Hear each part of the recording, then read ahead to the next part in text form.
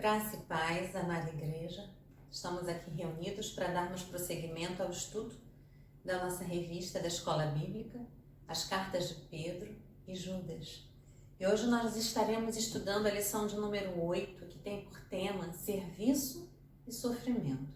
E está embasado em 1 Pedro, capítulo 4, dos versículos 7 ao versículo 19, que estaremos lendo no decorrer da aula. Porque dele, por ele, para ele são todas as coisas.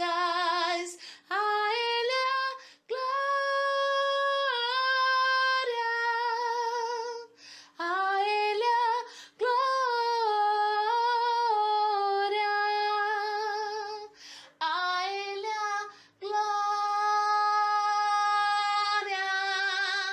para sempre. Amém.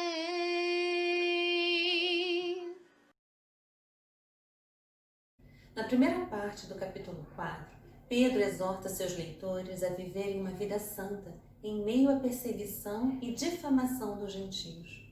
Pedro exorta seus leitores a terem encorajamento através do exemplo de Cristo Jesus, que morreu pelos nossos pecados, morreu para nos preparar um caminho que leva direto a Deus. Esse caminho foi preparado para todos aqueles em que nele creem. Na segunda parte, ele os encoraja a servirem uns aos outros em amor e através do exercício dos dons espirituais.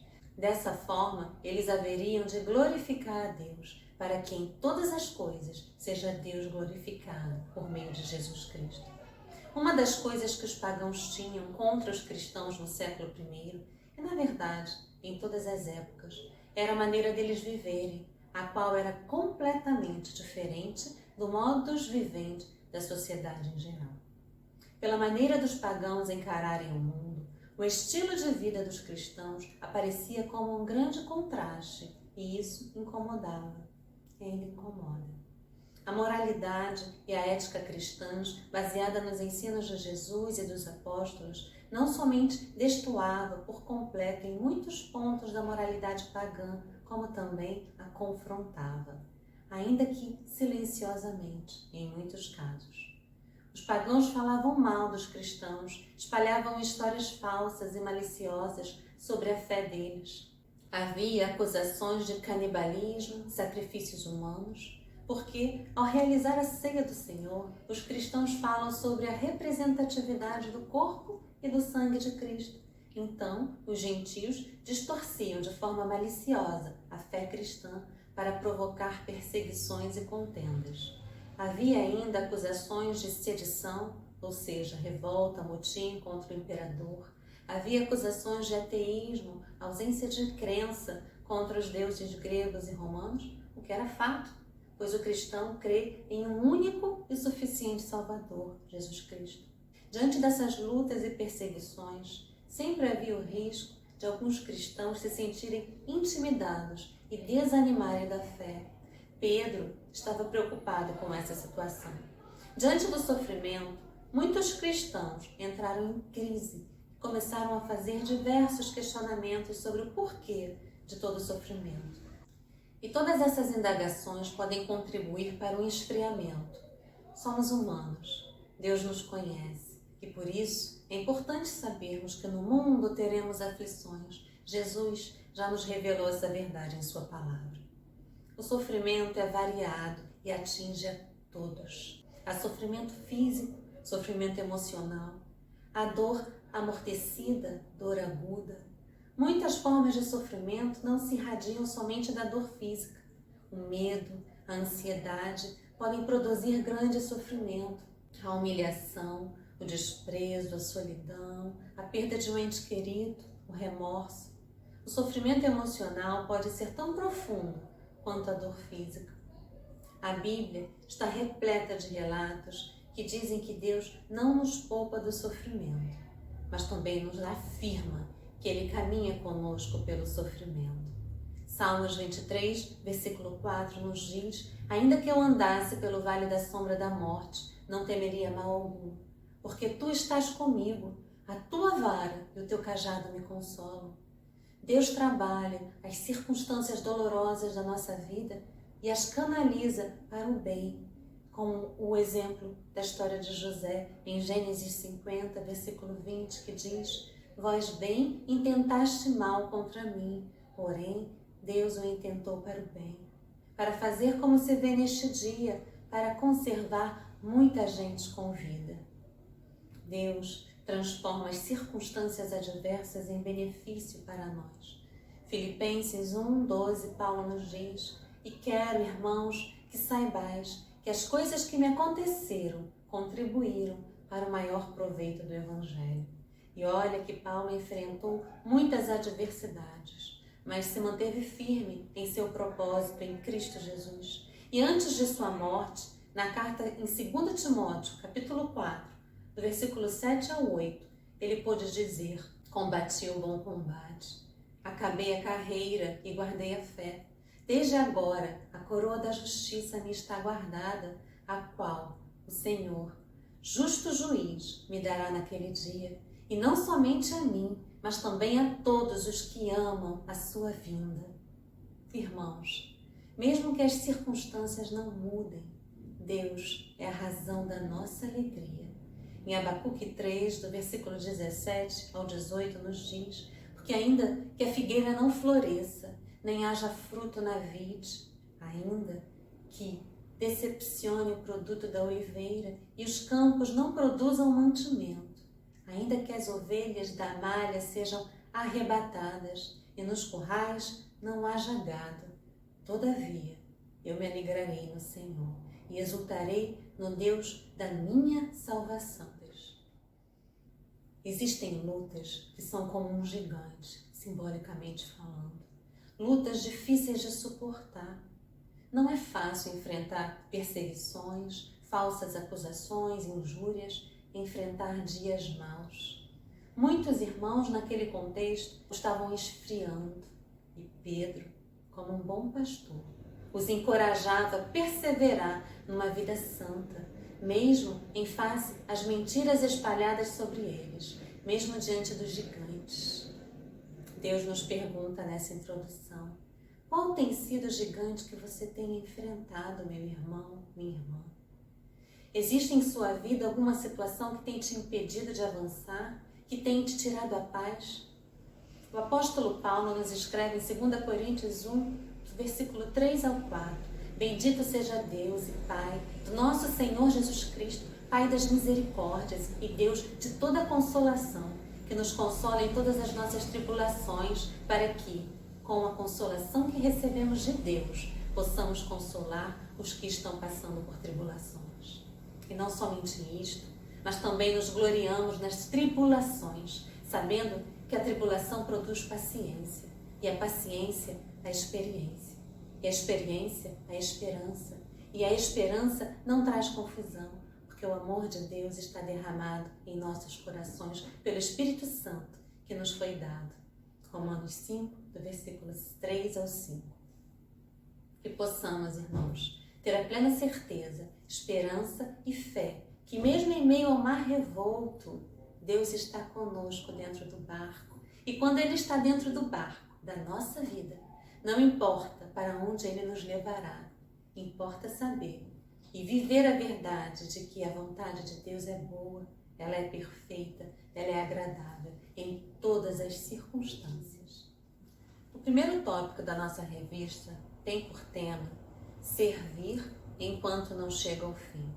Está baseado em 1 Pedro 4, do 7 ao 9, que diz assim: o fim de todas as coisas está próximo, portanto, sejam criteriosos e sóbrios, dediquem-se à oração, sobretudo, amem-se sinceramente uns aos outros, porque o amor perdoa muitíssimos pecados. Sejam mutuamente hospitaleiros, sem reclamação.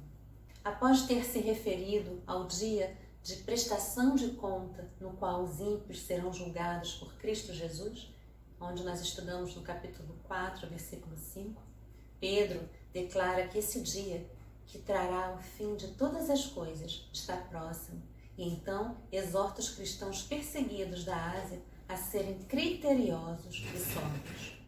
O juízo final não é uma eventualidade remota, Em qualquer época, os cristãos precisam estar sempre prontos para a volta de Cristo. Por isso, é indispensável que vigiemos e oremos. Em Lucas 21, versículo 36, nos diz: vigiai, pois, em todo tempo, orando, para que sejais ávidos por digno de evitar todas estas coisas que hão de acontecer e de estar em pé diante do Filho do Homem.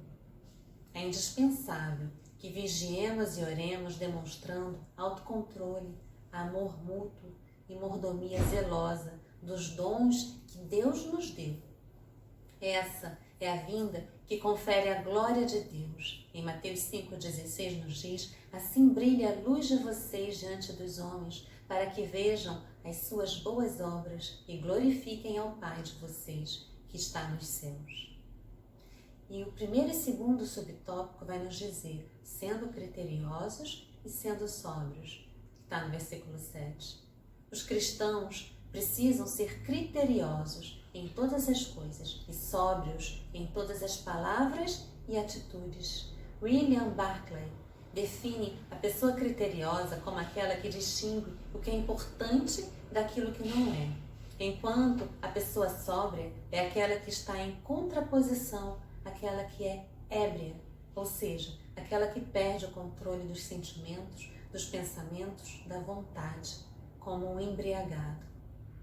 Já Ennio Müller afirma que os dois verbos gregos sofronizate, sede criteriosos, e nepsate, sede sóbrios, apontam para uma mesma coisa: a necessidade de moderação, sobriedade e discernimento, não deixando que coisa alguma venha perturbar a capacidade de ver e pensar claramente. Esse comportamento favorecia a comunhão com Deus por meio da oração e, ao mesmo tempo, tornaria a oração eficiente. A autorreflexão é sempre um exercício muito apropriado, principalmente quando deixamos o Espírito Santo de Deus nos direcionar. E Deus nos leva a uma autorreflexão nesse momento. O nosso comportamento e palavras estão sendo usados para glorificar o reino de Deus? Para resplandecer a luz de Cristo? Estamos sendo criteriosos e sóbrios, agindo de acordo com a vontade de Deus revelada na sua palavra, enquanto vivemos como peregrinos nessa terra? Deus nos conhece e sabe a nossa resposta. O terceiro subtópico vai falar sobre intensificando o amor. Está no versículo 8. A palavra que Pedro usa para descrever esse amor cristão é ektenes, vocábulo que significa aquilo que nunca falha. Também traz a ideia do atleta que estica os músculos para dar o máximo de si na corrida. O amor cristão exige tudo que uma pessoa pode reunir de suas energias espirituais, mentais e físicas. Significa amar aquele que não é digno de ser amado. Amar apesar da injúria e do insulto. Amar mesmo quando esse amor não é correspondido. É a espécie de amor que exige cada átomo da nossa energia. Irmãos, eu falo do que vivi, uma experiência que Deus me permitiu passar. Essa verdade que a palavra de Deus nos instrui a praticar é muito difícil e, por vezes, devido aos nossos sentimentos, podemos até mesmo pensar que é impossível. E aí, Deus nos trata. Ele trata cada filho e filha da forma como Ele quer. Ele pode nos permitir viver algo no profundo com Ele, como um vaso de barro passando pela mão do olheiro. Assim, passamos pelo fogo, somos quebrados, somos refeitos e nesse processo pedagógico entendemos o que pensávamos ser impossível de praticar ou viver se torna possível através de Cristo Jesus em nós. Eu precisei passar pelo vale da sombra da morte para ressignificar o meu olhar para a vida e viver o que Paulo nos diz em Filipenses 4, versículo 8. Quanto ao mais, irmãos, tudo que é verdadeiro, tudo que é honesto, tudo que é justo, tudo que é puro, tudo que é amável, tudo que é de boa fama, se há alguma virtude e se há algum louvor, nisso pensai. Nós somos peregrinos nessa terra e nossa vida é muito preciosa para o reino. E cada um de nós somos pedras vivas e temos dons concedidos pela pedra angular que é Jesus Cristo. Não podemos perder tempo paralisados por gigantes, por mágoas, por situações que nos causaram dor. Nós precisamos deliberar o perdão e seguir em frente. Precisamos avançar em Cristo Jesus no cumprimento do ID, desenvolvendo o dom que Ele nos concede com zelo e alegria.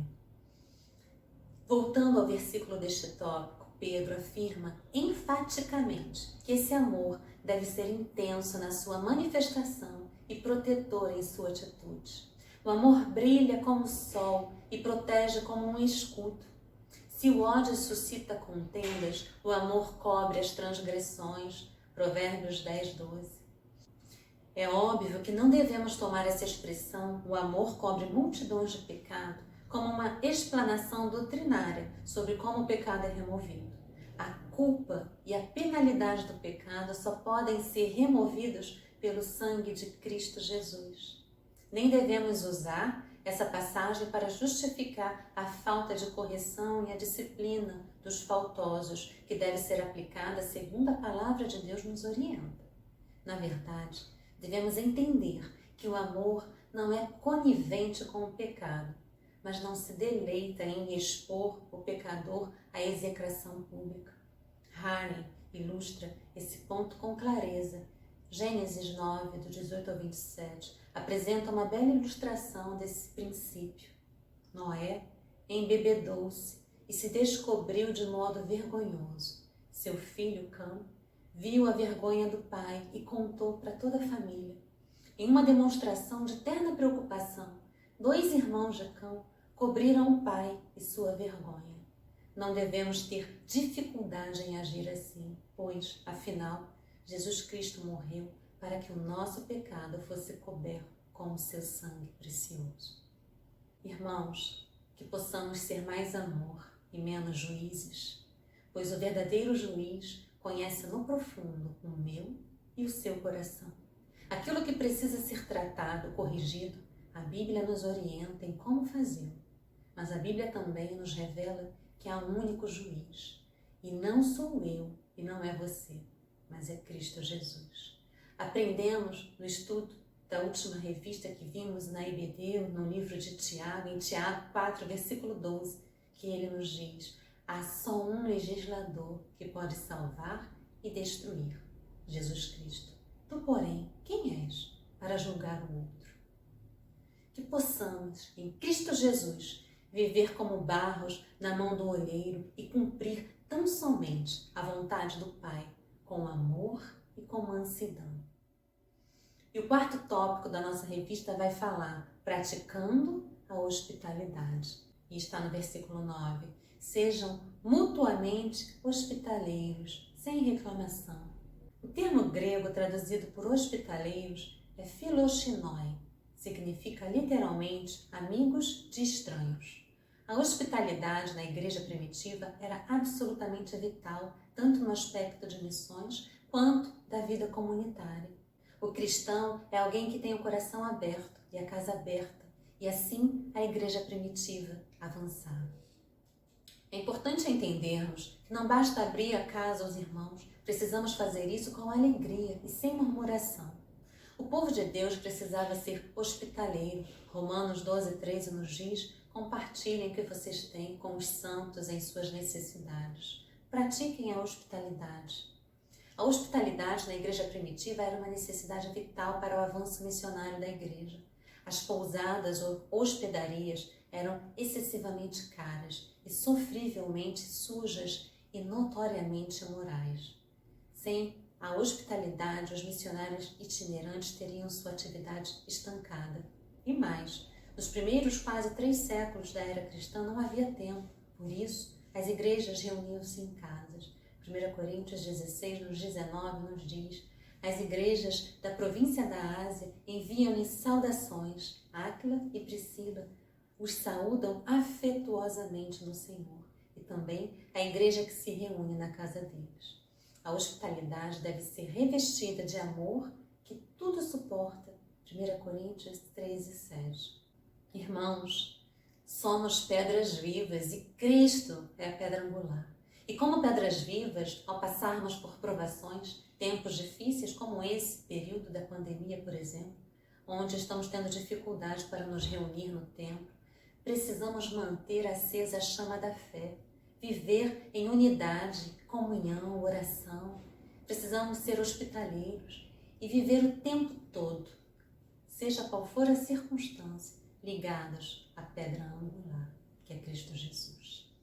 O segundo tópico da nossa revista vai nos falar sobre servindo com os dons. E o primeiro subtópico vai dizer: os dons são concedidos. 1 Pedro 4, versículo 10. Cada um exerça o dom que recebeu para servir aos outros, administrando fielmente a graça de Deus em suas múltiplas formas. O cristão é alguém que é discípulo de Jesus. Jesus se fez servo, veio ao mundo não para ser servido, mas para servir. Marcos 10, 45 nos diz: pois nem mesmo o Filho do Homem veio para ser servido, mas para servir e dar a sua vida em resgate por muitos. A exortação de Pedro é para que sirvam uns aos outros. Servir é um verbo mais comum no Novo Testamento para indicar assistência ou ajuda prestada a outros através de execução de determinadas tarefas. Seu sentido original, no grego clássico, era de servir à mesa. É de onde vem a palavra diácono, que indica a função de serviço na igreja. Pedro liderou a escolha dos primeiros diáconos da igreja. Está em Atos 6, do 1 ao 7, que diz: naqueles dias, crescendo o número de discípulos, os judeus de fala grega, entre eles queixavam-se dos judeus de fala hebraica, porque as suas viúvas estavam sendo esquecidas na distribuição diária de alimentos. Por isso, os 12 reuniram todos os discípulos e disseram: não é certo negligenciarmos o ministério da palavra de Deus, a fim de servir às mesas. Irmãos, escolham entre vocês 7 homens de bom testemunho, cheios do Espírito e de sabedoria. Passaremos a eles essa tarefa e nos dedicaremos à oração e ao ministério da palavra. Tal proposta agradou a todos, então escolheram Estevão, homem cheio de fé e do Espírito Santo, e com ele escolheram mais 6. E crescia rapidamente o número dos discípulos em Jerusalém. Também um grande número de sacerdotes obedecia à fé. É importante sabermos que a diaconia da mesa não é apenas um trabalho realizado pelos diáconos ordenados, mas um serviço que deve ser prestado por todos os servos, todos os filhos de Deus.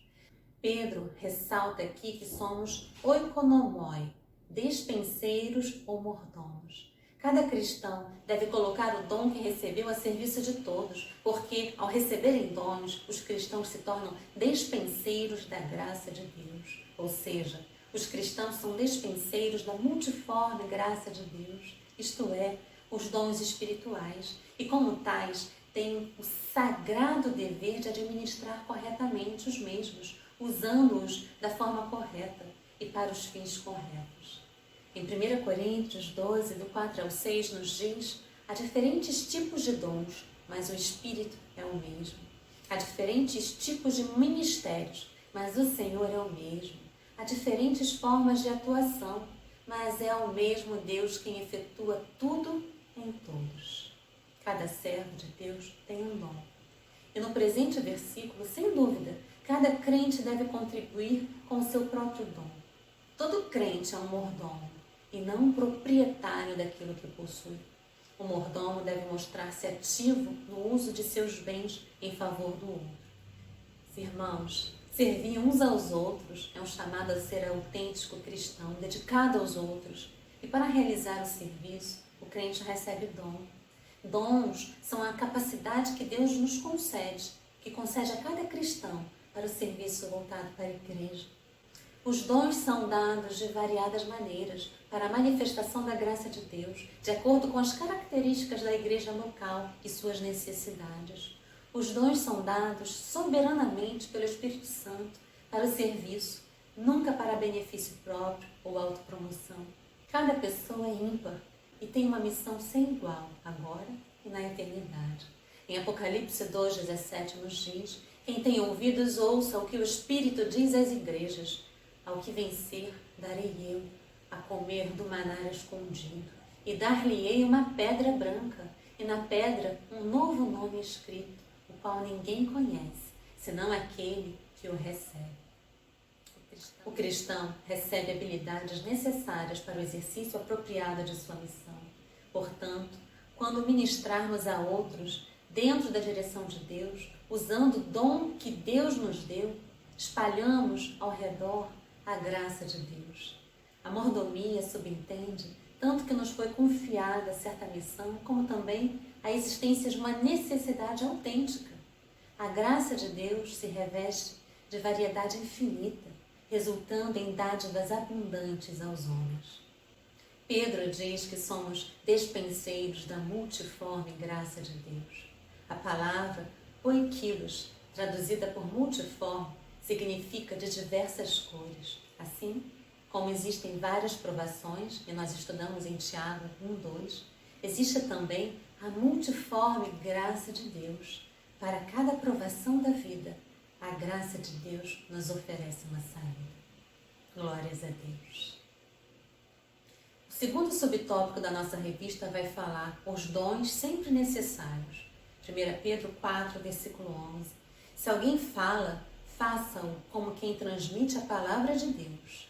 Se alguém serve, faça-o com a força que Deus provê, de forma que em todas as coisas Deus seja glorificado mediante Jesus Cristo, a quem sejam a glória e o poder para todo sempre. Amém. Pedro apresenta apenas 2 dons, que correspondem às 2 formas básicas que o Evangelho é divulgado, em palavras e em ação. E o primeiro subtópico vai nos falar pregação ou profecia. Se alguém fala. O cristão deve ter o coração aberto, a casa aberta, as mãos abertas, os ouvidos abertos para ouvir o que vem de Deus, para que dos seus lábios possam sair palavras que edifiquem vidas e glorifiquem ao nome do único que é digno de toda honra, glória e louvor, Jesus Cristo. E esse versículo começa com as palavras, se alguém.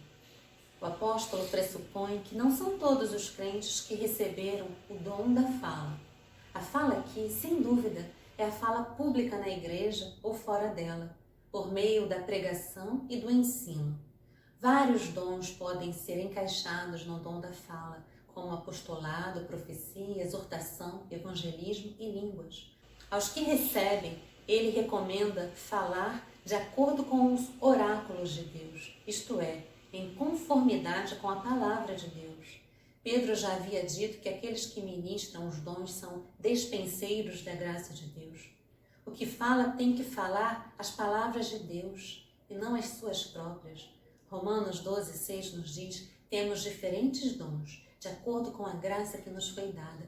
Se alguém tem o dom de profetizar, use-a na proporção de sua fé. A palavra oráculos significa uma coleção de ditos e declarações de natureza religiosa e aparece 4 vezes no Novo Testamento, referindo-se às palavras de Deus faladas por Moisés no Sinai e às mensagens do Evangelho proclamada pelos apóstolos, Hebreus 5:12. A recomendação de Pedro revela que àquela altura já havia a concepção de uma revelação escrita e autoritativa, o que serviria de referencial para a avaliação e genuinidade de toda pregação e ensino na igreja. Os oráculos de Deus são sua revelação escrita, de acordo com a qual aquele que fala deve exercer o seu ministério e seguir a palavra de Deus. O cristão deve falar não do que pensa, mas de acordo com as Escrituras. O cristão não gera a mensagem, ela é transmitida. O pregador é aquele que primeiramente escuta a voz de Deus e depois fala aos homens. A nossa fala deve transmitir a palavra de Deus através do agir do Espírito Santo em nós.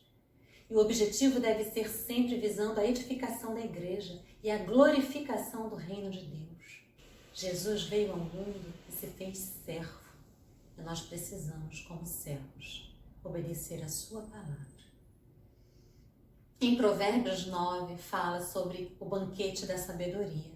Os versículos 8 ao 10 nos diz: não repreendas o escarnecedor, para que não te aborreça. Repreenda o sábio e ele te amará. Dá instrução ao sábio e ele se fará mais sábio ainda. Ensina ao justo e ele crescerá em prudência. O temor do Senhor é o princípio da sabedoria e o conhecimento do santo é a prudência. Deus nos instrui a estudar a sua palavra em todo o tempo. Em 1 Timóteo 4,3 ele nos diz: até a minha chegada, dedique-se à leitura pública da Escritura, à exortação e ao ensino. Glórias a Deus. O segundo subtópico vai falar sobre serviço. Servir é o mesmo verbo que Pedro empregou no versículo anterior. Sob servir, podemos encaixar vários dons, como contribuir, ajudar, exercer misericórdia, presidir. Aquele que tem o dom de servir deveria fazer isso na força que Deus supre e não na sua própria força. A recomendação é bem apropriada, pois servir em qualquer uma das capacidades mencionadas acima demanda paciência, humildade, perseverança, boa vontade e capacidade de fazer isso sem reclamação. Quem é suficiente para isso? Quem realiza o serviço deve estar certo de que a capacitação e as forças físicas para fazê-lo vêm de Deus. Como você tem desenvolvido o dom que Deus tem te dado?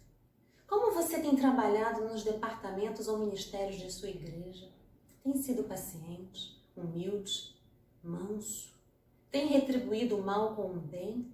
Tem exercido o amor, a compaixão, a misericórdia? Deus nos leva a essa reflexão nesse momento. Que possamos refletir sobre o testemunho que temos apresentado através do nosso falar e do nosso agir. Pedro dá a razão pela qual os que exercitam os dons os façam de maneira correta, para que, em todas as coisas, seja Deus glorificado por meio de Jesus Cristo. Pedro conclui com uma doxologia, ou seja, uma expressão de louvor, glória e honra a Deus, pois ninguém deve pretender o reconhecimento ou a exaltação mediante o serviço cristão. Se é feito em nome dele, por meio dele, então que se tribute a ele, Jesus Cristo, toda a honra, glória e o domínio. Lucas 12, 35 e 37 nos diz: estejam prontos para servir. Conservem acesas as suas candeias. Felizes os servos cujo Senhor os encontrar vigiando quando ele voltar. Eu lhes afirmo que ele se vestirá para servir. Fará que se reclinem à mesa e virá servi-los. Glórias a Deus. O terceiro tópico da nossa revista tem por tema a alegria de sofrer por Cristo. Após exortar os seus leitores ao serviço mútuo mediante os dons espirituais, Pedro retoma o assunto central de sua carta, a saber, como eles deveriam enfrentar os dias difíceis de perseguição e sofrimento que experimentavam. Ele já havia tratado de questões do sofrimento em várias passagens. Agora, ele retoma o assunto. O sofrimento de seus leitores vinha, na maior parte, por conta das injúrias, das ameaças, das maledicências, das acusações e críticas dos gentios contra eles. O apóstolo coloca várias orientações sobre como eles deveriam reagir nessa situação. E a primeira delas, o sofrimento é inevitável. A presença das provações na vida do crente, no mundo não crente, é inevitável. Fugir delas é impossível. O melhor a fazer, então, é saber como encará-las. E aí ele nos fala sobre não estranheis. 1 Pedro 4:12. Amados, não estranheis o fogo ardente que surge no meio de vós, destinados a provar-vos, como se alguma coisa extraordinária vos estivesse acontecendo. Não devia causar estranheza aos cristãos estarem passando por fogo ardente, uma expressão usada para representar a perseguição e o sofrimento. Irmãos, se o mundo perseguiu a Cristo, nos perseguirá também. A igreja não se torna fiel por ser perseguida, ela é perseguida por ser fiel. O apóstolo Paulo diz: ora, todos quanto querem viver piedosamente em Cristo Jesus serão perseguidos. 2 Timóteo 3:12. Ele enfatiza em Atos 14, 22, parte B, através de muitas tribulações, nos importa entrar no reino de Deus. Irmãos, o sofrimento, muitas das vezes, ele vem de forma pedagógica. Ele vem para nos provar e não para nos destruir. O fogo ardente pode representar o cadinho onde o metal é purificado. O fogo só destrói as impurezas, enquanto purifica o metal. Satanás quis destruir Jó com o sofrimento, mas Deus quis revelar-lhe sua soberania. Satanás quis interromper o apóstolo Paulo com um espinho em sua carne, mas Deus quis quebrantá-lo para que não se ensoberbecesse. O diabo tenta, mas Deus nos prova. O diabo tenta para nos destruir, mas Deus nos prova para nos purificar. Seja qual for a sua luta, irmão, irmã, maior é quem está dentro do barco conosco, o grande eu sou. E Ele é soberano e nos conduzirá a águas tranquilas dentro do tempo e da vontade dEle, porque a vontade dEle é boa, é perfeita e é agradável. E dentro desse processo de purificação, que possamos encontrar em Cristo Jesus forças e mantermos o nosso olhar no foco, que é Jesus, e caminharmos dentro da vontade soberana dEle. E aí Pedro nos fala, alegrai-vos. 1 Pedro 4:13. Mas alegrem-se à medida que participam dos sofrimentos de Cristo, para que também, quando a sua glória for revelada, vocês exultem com grande alegria. Irmãos, Pedro sabe que as lutas podem abater, podem desanimar. Ele mesmo, com os apóstolos, eles enfrentaram tantas lutas. Então ele orienta a se alegrarem, pois, assim como ele enfrentou a luta, eles aprenderam também, com Cristo Jesus, que deveriam regozijar-se quando sofressem por causa do Senhor. Em Mateus 5, do 11 ao 2, nos diz: bem-aventurados serão vocês, quando por minha causa os insultarem, perseguirem e levantarem todo tipo de calúnia contra vocês. Alegrem-se e regozijam-se, porque grande é a recompensa de vocês nos céus. Pois, da mesma forma, perseguiram os profetas que vieram antes de vocês. E Pedro colocou esse ensinamento de Jesus em prática em Jerusalém, quando juntamente com os demais discípulos foram ameaçados e castigados pelas autoridades, como pode ser visto em Atos 5:41. Os apóstolos saíram do sinédrio alegres por terem sido considerados dignos de serem humilhados por causa do nome, o nome de Jesus Cristo. Os autores do Novo Testamento viveram e ensinaram a mesma coisa, como Paulo, quando estava preso com Silas em Filipos, Atos 16:25, Romanos 5:3. Tiago 1:2 nos diz: meus irmãos, considerem por motivo de grande alegria o fato de passardes por diversas provações. Mas como ter alegria ao passar por provações? Exultar, ou seja, expressar uma grande alegria, não é negar a realidade da dor e sofrimento que experimentamos neste mundo, mas uma alegria antecipada, experimentada no presente, apesar das circunstâncias externas. Eles se entristeciam como homens, mas se alegravam como santos. A dor do sofrimento podia abatê-los, mas a fé nas coisas melhores ainda por vir os aliviava. Notem, a sequência padrão sofrimento-glória de Cristo aparece várias vezes na carta. E a origem é o ensino de Jesus, que constantemente disse aos seus discípulos que depois da cruz vem a glória. Assim, da mesma forma que Cristo sofreu e depois entrou na sua glória, assim também os cristãos, depois de terem sofrido aqui nesse mundo pelo nome de Cristo, haveriam de participar da vitória que Ele agora desfruta, quando da revelação da sua glória. Quando chegar o dia do fim de todas as coisas, a glória de Cristo, sua majestade, domínio e poder, será revelada ao mundo. Cristo descerá dos céus e todo olho o verá. E naquela ocasião, Pedro diz, seus discípulos se alegrariam exultando.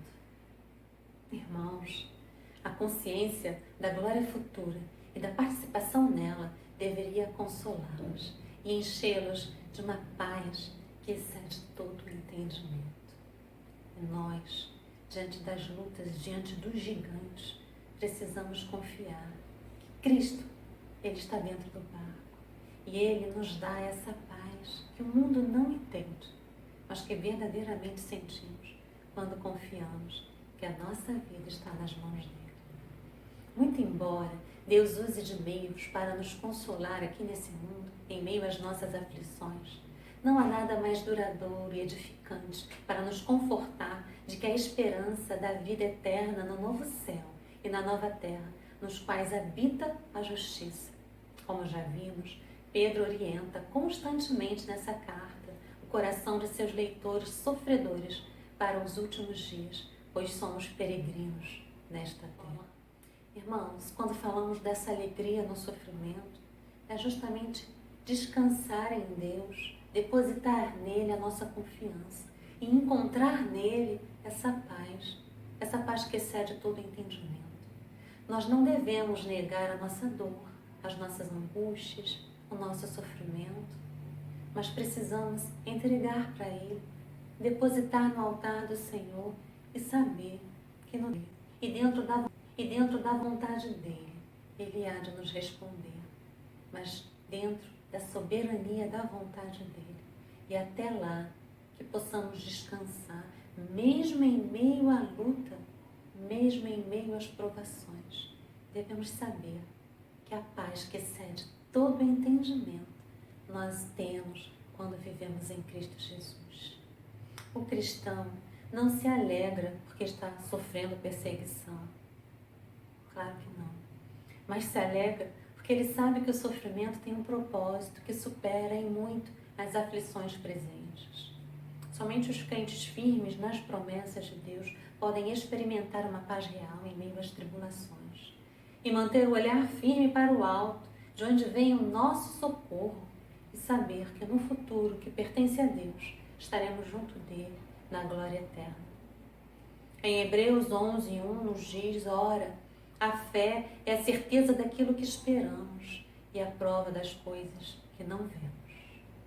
E a segunda frase que a revista destaca: bem-aventurança para quem sofre. E aí vem a outra frase: o injuriado é bem-aventurado. 1 Pedro 4:14. Se vocês são insultados por causa do nome de Cristo, felizes são vocês, pois o Espírito da glória, o Espírito de Deus, repousa sobre vocês. Irmãos, muitos de nós enfrentamos perseguições, lutas, porque somos representantes do nome de Cristo, porque somos luzes aqui na terra. E muitas das vezes aquele que está fora da luz, que vive na escuridão, não suporta a luz. E aí vem a perseguição. Vocês já ouviram aquela frase que diz que só se joga pedra em árvore que dá fruto? Pois bem, muitas das vezes somos perseguidos pelos frutos que estamos produzindo. Mas se é para a glória de Deus, que busquemos em Deus a força para que a gente continue firme, como uma árvore frondosa que produz fruto para a glória de Deus. E a força que precisamos nós encontraremos em Deus, e a paz que excede todo entendimento Cristo nos dará. Nós precisamos permitir viver essa verdade. E agora a frase, bem-aventurados, não é uma felicidade geral e indescritível, mas é um benefício específico no sentido de que o sofrimento triunfante por causa de Cristo revela a aprovação de Deus. Irmãos, é maravilhoso, diante do grande eu sou, nós termos um olhar de aprovação vindo por parte dele.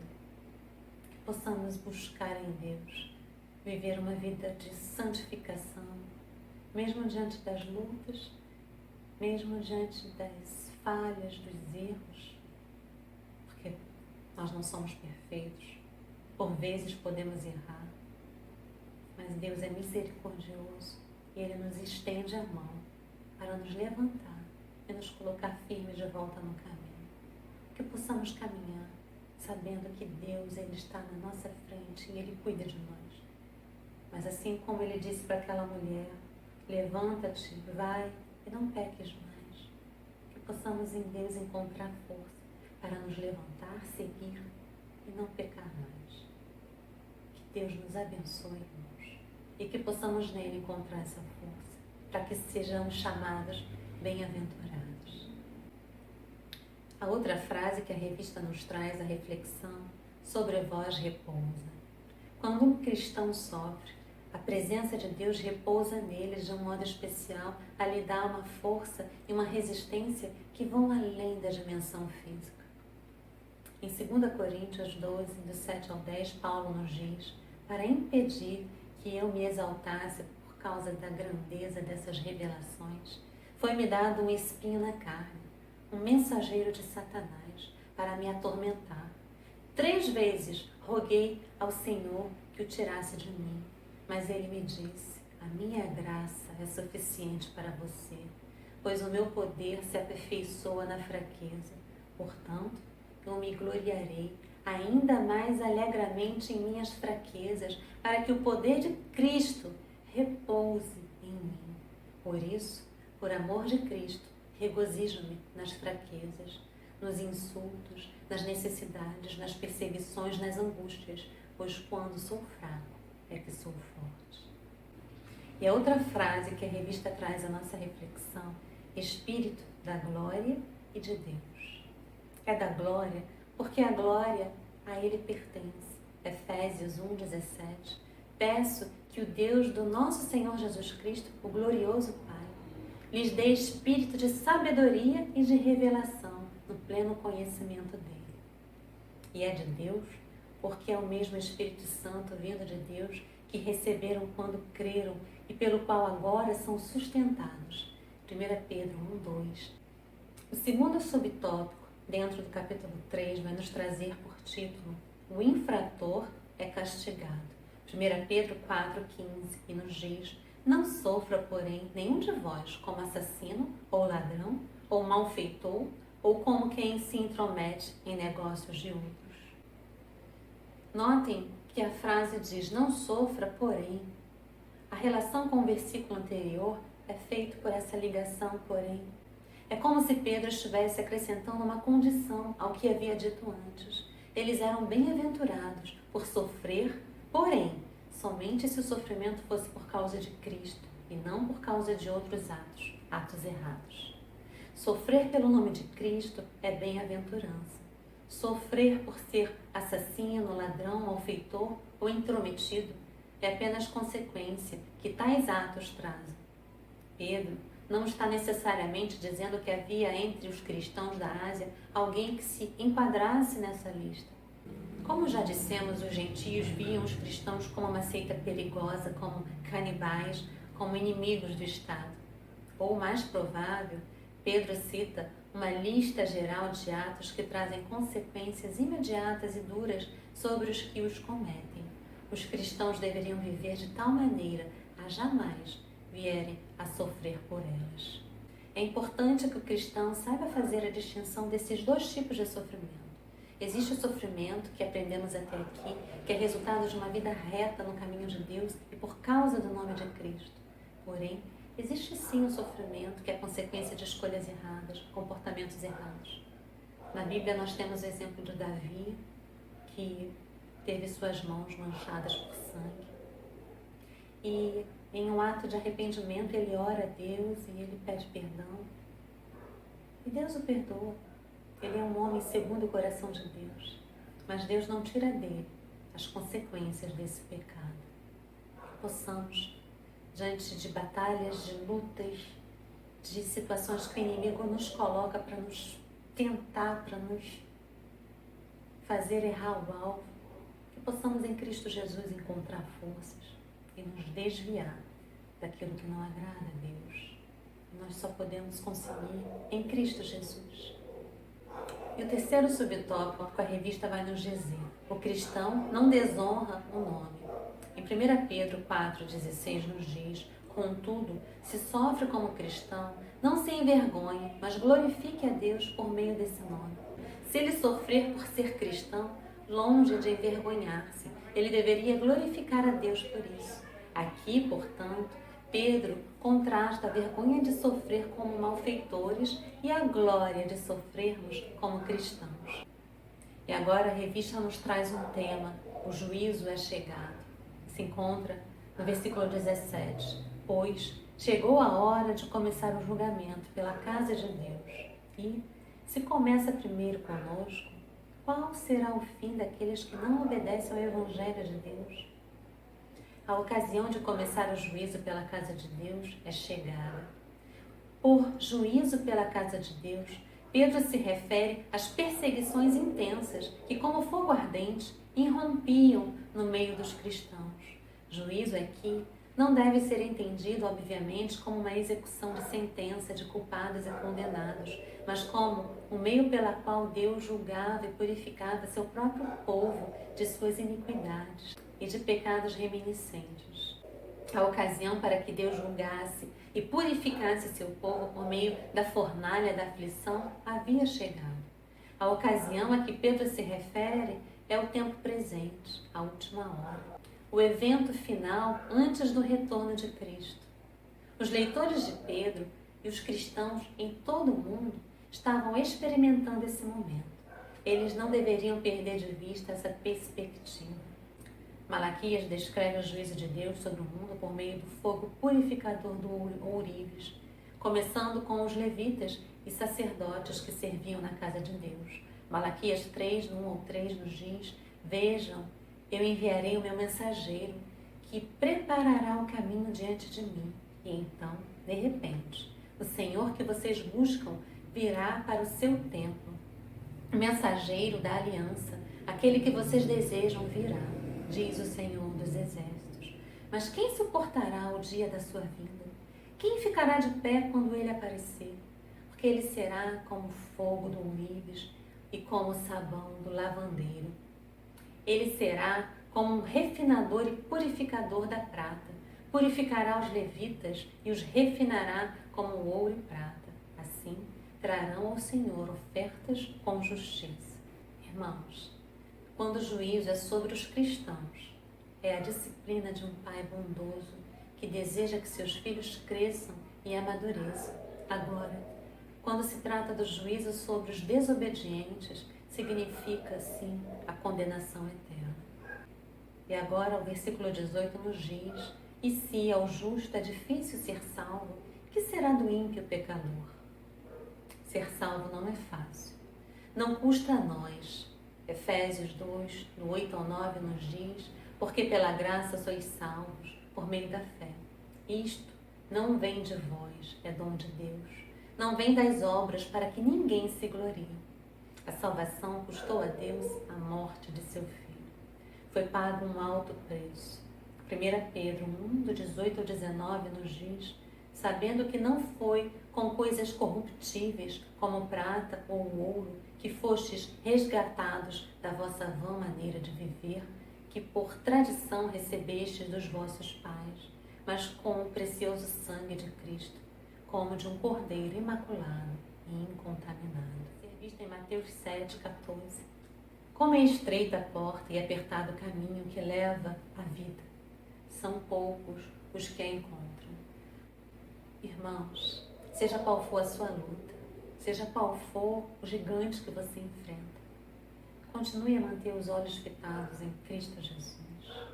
E se você ainda não teve uma experiência genuína com Ele, de salvação, esse pode ser o momento. Diga para Ele: Senhor, eu te reconheço como único e suficiente Salvador. Entregue para Ele a sua vida. Diga para Ele: Senhor, eu te reconheço e te aceito como meu Salvador. Tenha certeza que você vai, em Deus, você não vai deixar de viver lutas e sofrimentos, porque no mundo nós teremos aflições. E enquanto aqui, como peregrinos estivermos, nós enfrentaremos lutas e perseguições. Mas nós vamos, dentro das lutas e perseguições, ter paz, verdadeiramente. Uma paz que o mundo não entende. Mas a partir do momento que você aceita e você vive verdadeiramente em Cristo Jesus, você passa a sentir essa paz. em meio às lutas. Você não sente desespero, porque você sabe quem está contigo dentro do barco. E passamos em todas as lutas com a certeza que o nosso Redentor vive. E ele vive, assim como Jó passou por grandes sofrimentos, dores físicas, passou pelo luto, mas ele declarou: eu sei que o meu Redentor vive e ele é suficiente para mim. Que você possa declarar neste dia: eu sei que o meu Redentor vive e ele é suficiente para mim. Em Provérbios 11:31 nos diz: se os justos recebem a punição que merecem na terra, quanto mais o ímpio e o pecador. Em Apocalipse 6, do 15 ao 17, vai falar: o que lhes resta é o terror do dia do juízo. E o versículo 19 reflete muito desse testemunho de Jó. Por isso mesmo, aqueles que sofrem de acordo com a vontade de Deus devem confiar suas vidas, em algumas traduções, suas almas, ao seu fiel Criador e praticar o bem. E agora eu destaco a frase: sofrem segundo a vontade de Deus. Isto é, as perseguições não nos sobrevêm ao acaso, mas antes tornam-se o fogo purificador do ouro, para que este adquira um maior valor. Em Hebreus 12, do 6 ao 7 nos diz: porque o Senhor corrige a quem ama e açoita a qualquer que recebe por filho. Se suportais a correção, Deus vos trata como filhos, porque que filho há a quem o pai não corrija? E agora destaco a frase: encomendem as suas vidas, em outras versões, as suas almas, ao fiel Criador. Podemos outorgar nossa alma a seu cuidado, porquanto nele se encontra o manancial da vida. Cristo morreu por nós e certamente não nos deixará sofrer sem razão. Tem um desígnio benigno para tudo isso. Confiemos nele quanto a isso. Pedro acrescenta: na prática do bem. O bem a que Pedro se refere aqui são as atitudes que ele já recomendou aos que sofrem. Manter comportamento exemplar no meio dos gentios e praticar obras boas. Sujeitar-se às autoridades constituídas. Suportar com paciência o tratamento injusto. Não pagar o mal por mal, nem injúria por injúria. Zelar pelo que é bom e responder com mansidão aos questionamentos dos pagãos. Irmãos, em resumo, o que Pedro escreve para os crentes da igreja primitiva e revela para nós hoje é que devemos saber que os sofrimentos causados pela perseguição por amor a Cristo são a vontade de Deus. Como parte do juízo purificador do Senhor sobre o seu povo, os crentes deveriam confiar sua vida a Deus, Todo-Poderoso e fiel, e enfrentar as calúnias e maledicências com boas obras e uma vida santa no meio daquela e desta geração perversa.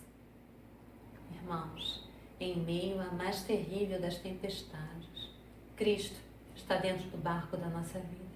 E é Ele que controla o leme e no tempo dele o bravio mar se acalmará e os ventos contrários cessarão e as fortes ondas pararão de bater no barco. E Ele nos conduzirá a águas tranquilas, a um porto seguro.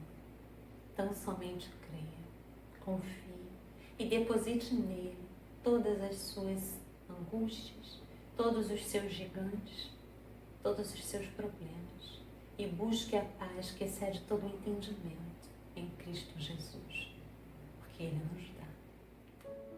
E ao concluir essa preciosa lição, eu gostaria de trazer 3 citações para a nossa reflexão. E a primeira reflexão foi escrita essa semana por um adolescente da nossa igreja, no final da aula da escola bíblica da classe dos adolescentes, que eles recebem toda terça-feira às 18 horas pelo Meet, com a professora Vanessa e o professor Alcindo.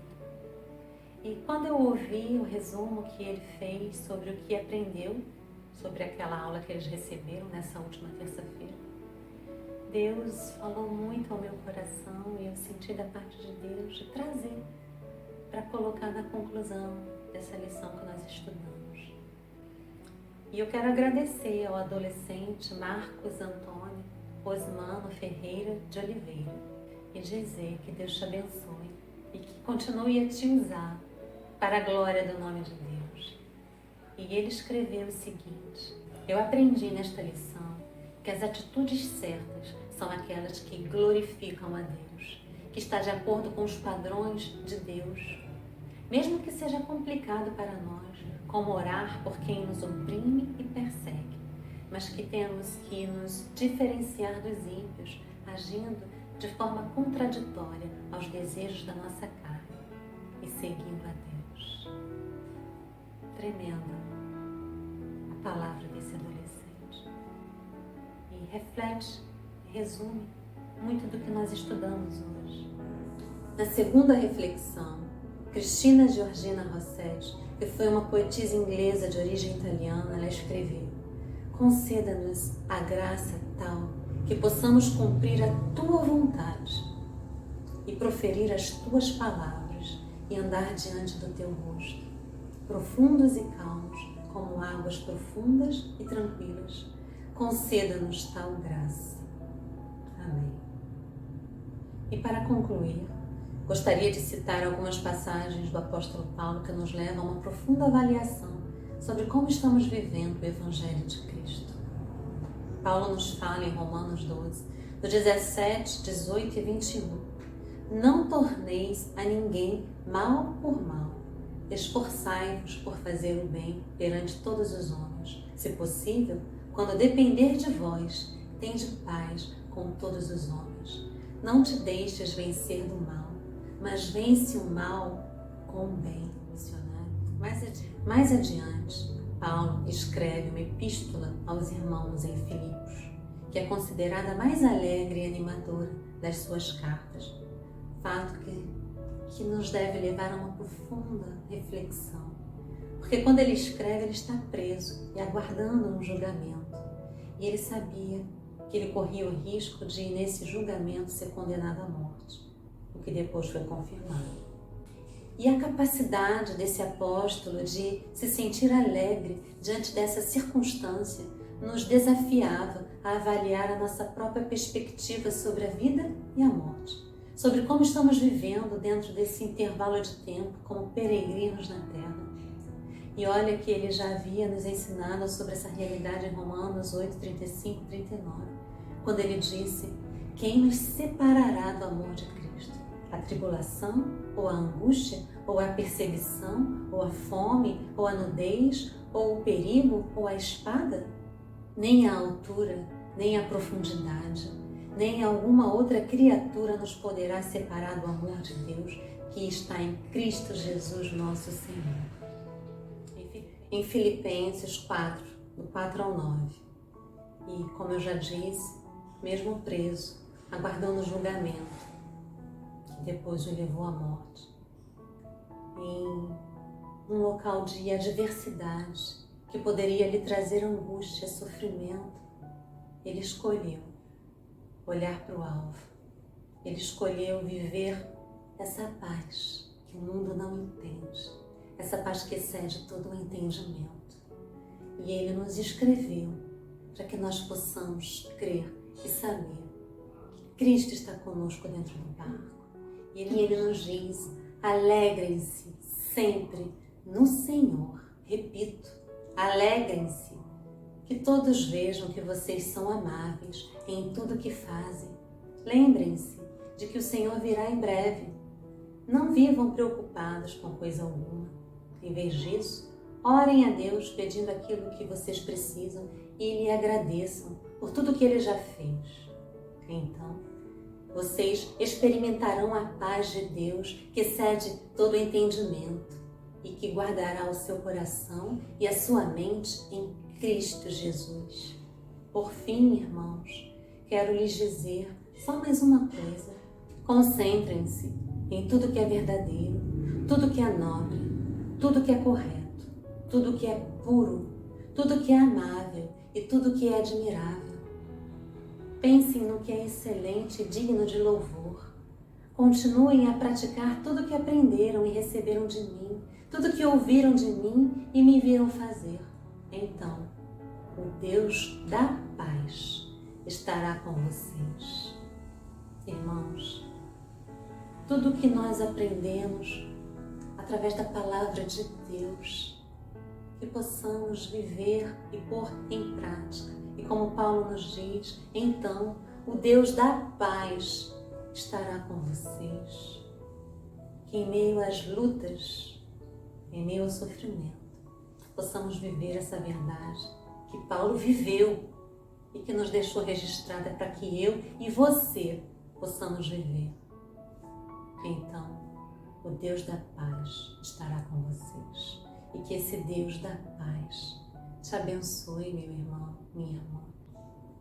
Amém. Porque dele, por ele